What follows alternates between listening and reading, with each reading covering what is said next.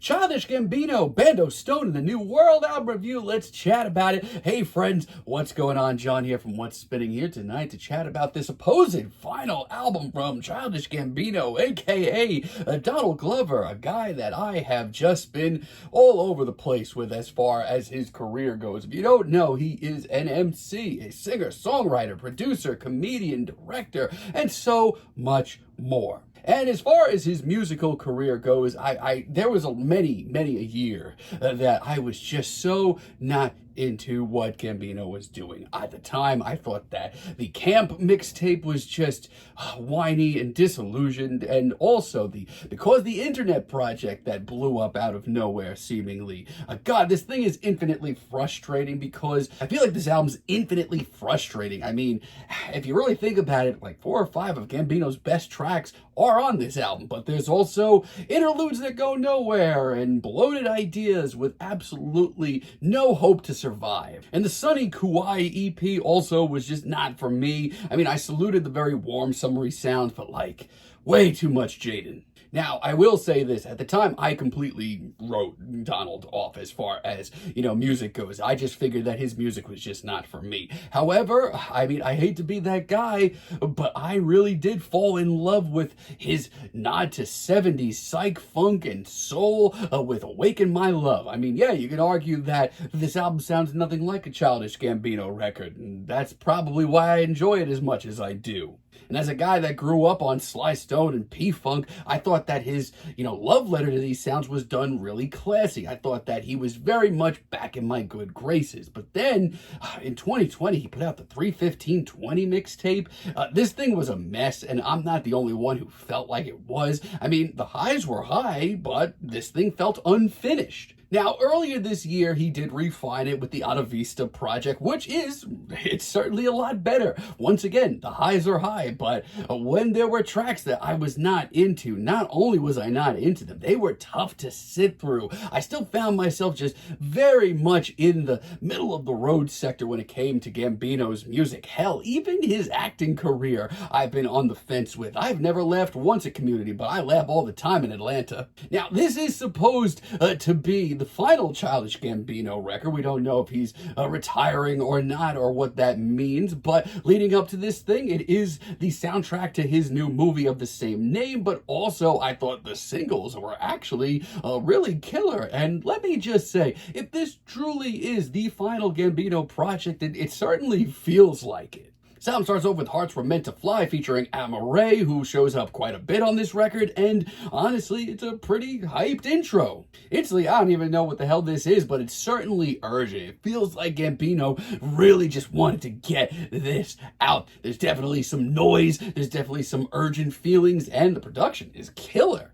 It feels like something big is about to happen. It gets me hyped. Not only that, but Gambino's performance is pretty awesome, very in your face. It's a great intro, and Lithonia is also really good. This was one of the leading singles from the album. The first one dropped, and the hype is real. And let me tell you, my biggest takeaway is this sounds great. And a lot of this project does. I've always had this issue over the years where I thought that, I don't know, either the production was too big or Donald's ideas were too big that they were suffocated. But this sounds like the perfect medium. He's got big ideas, and this production is gigantic. This feels like a happening. His sung vocals and the personal lyrics are really heartwarming, and I love the whimsical synth work as well. Really nice. I feel like this has every right to be a truly classic Gambino track. We also have Survive featuring Chloe, and honestly, this may be my favorite track here. Easily my favorite deep cut. This track's something special. I love the very summery, sad boy sound. If you're into Tyler's Flower Boy, this is definitely going to be a track for you. This chorus, it's really freaking memorable, honestly. It may be the most memorable one of the album. Also, Chloe's feature on this track, her vocals sound awesome.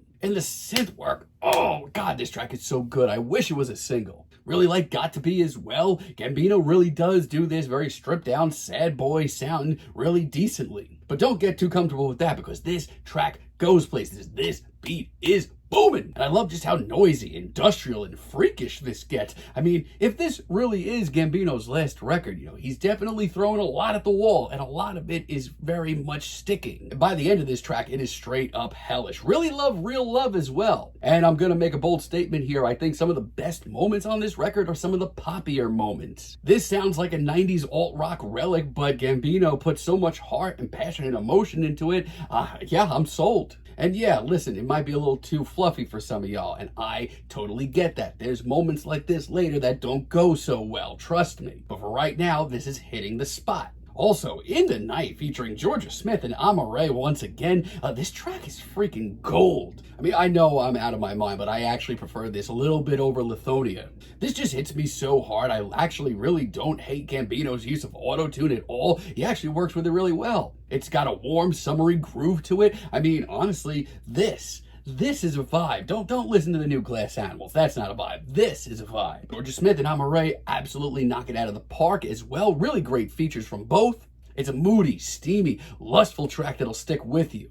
Like I said, this feels, on tape like, Gambino's final album. This feels very fitting. However, even in his grandest statement, the man can't help himself. And let me tell you, he touches down on a lot of sounds on here, and some of them don't go over that well. Like Steps Beach, for example. This is him trying out an acoustic ballad, which, from a distance doesn't sound like the worst thing in the world, but it's pretty awful. On the contrary, a lot of other tracks are 3 times as emotional as this. It just seems flimsy and thrown together. This track breezes by and doesn't make me actually feel anything. Talk My Shit featuring Amare and Flo Milli. This one for me is also a miss. And, it's not all bad. I do like parts of it. For one, this beat, man, that thing is spicy. Not only that, but Gambino certainly brought his A game. But as far as I'm concerned, Amare's vocals on this track, as well as Flo Milli's, are 2 of the worst features on this entire record. Also, Can You Feel Me featuring Legend? Jesus, this is awful. This is just a pathetic, airy R&B tune that sounds like it was thrown together in 30 seconds. In an album where so many of Gambino's ideas are shining bright, this is just so wishy-washy. Also, Running Around with Fauché does exist. Run. Just run now. Yeah, it's by far the worst track here. But outside of that, by hook or by crook, you know what? This record's really not that bad. No Excuses is a plus 7-minute epic, which, God, years ago would have made me run for the hills. But this is smooth, dare I say a little progressive. I don't actually mind the auto-tune on this track. A lot of the usage of it on this album has been pretty tasteful. And listen, obviously it's a longer cut track. You're gonna have to sit with it to really let it grow. But it's so easy to get lost in. The atmosphere is incredible, and it's a little jazzy at times too. Oh, it's also just so easy to get lost in. We also have Cruisin' featuring Yeet. I guess I'm going to have to check out some Yeet at some point, I guess. But I love this track. I love the icy cold beat, Gambino switching back and forth between his sung vocals and a rap hook. And honestly, Yeet once again does not sound that bad on this track. As a matter of fact, I love his verse. There's a lot of drama, and just the overwhelming sense of passion that Gambino put into this project is definitely felt. We Are God kind of worried me from a mile away. This track has all the right to be a little overblown, but honestly, it's pretty cool. It's a warped, almost psychedelic R&B tune with a whole lot of soul. Some really awesome production as well. Everything about this track just works for me. And thankfully, he really does end off the album pretty well. Also, Dadvocate, pretty great track. Once again, you can argue that it sounds like Gambino just polished off a 90s alternative rock relic. But I would argue that it sounds like it belongs, and I'd argue even more that Gambino performs the hell out of this. He breaks out a little swagger for this one, too. It's pretty smooth. I also really love Happy Survival featuring Khruangbin, probably more than anything on the Khruangbin album. It's a smooth, summery jam with some great vibes to it. I love the moody licks that we get from Khruangbin. Everything about this track just makes me feel good. And yeah, you can argue also that Gambino's presence isn't even felt on this track, but it sounds right. And A Place Where Love Goes is a hell of a finale. I mean, I wasn't expecting a raw, industrial banger to end off this record. Not only that, but the hook initially annoyed me, but somehow